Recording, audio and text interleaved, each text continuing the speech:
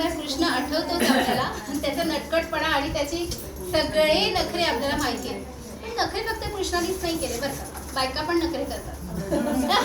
आणि असेच नखरे बघा आता आमच्या सुनबाई कशा करतायत. म्हणतायत त्यांना साधं सांगितलं की थोडंसं नाचून दाखवा, तर म्हणतायत नाचू मी कशी. चला बघूया नाचू मी कशी.